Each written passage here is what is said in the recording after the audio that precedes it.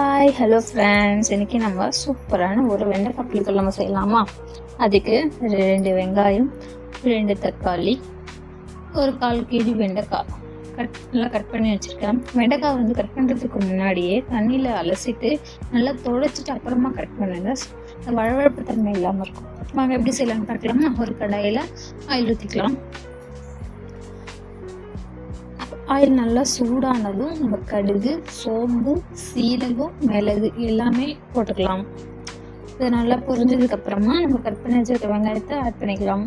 வெங்காயம் நல்லா பொன்னிறமாக வரைக்கும் வதங்கணும். இப்போ இது கூட ஒரு 4 பூண்டு வந்து தட்டி சேர்த்துக்கலாம். கொஞ்சம் கருவேப்பிலை. இப்போ வந்து வெங்காயம் வந்து வதங்கிறதுக்காக நம்ம லைட்டாக உப்பு சேர்த்துக்கலாம். சீக்கிரமாக வதங்கிடும். வெங்காயம் வந்து நல்லா வதங்கணும். நல்லா வதங்கிடுச்சு. இப்போ வந்து கொஞ்சமாக தக்காளி சேர்த்துக்கலாம். கொஞ்சமாக மஞ்சள்தூள் போட்டு எல்லாம் நல்லா மிக்ஸ் பண்ணி நல்லா எண்ணெயில் வதங்கணும்.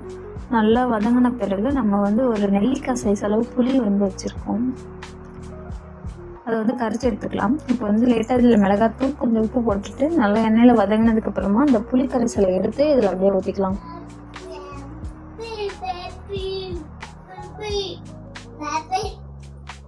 இப்போ தேவையான அளவு தண்ணி ஊற்றி இது வந்து ஒரு கொதி விடணும்.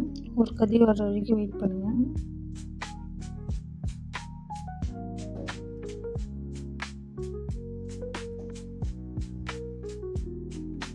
நல்லா ஒரு கொதி வந்துடுச்சு. இப்போ நம்ம கட் பண்ணி வச்சிருக்க வெண்டைக்காய் அப்படியே. இந்த வீடியோ பிடிச்சிருந்தா லைக் பண்ணுங்கள், ஷேர் பண்ணுங்கள். வெண்டைக்காய் வேகிற வரைக்கும் நம்ம வெயிட். அவ்வளோதான். சூப்பரான ஒரு வெண்டைக்காய் புளிக்குழம்பு ரெடி ஆகிடுச்சு. பாய்.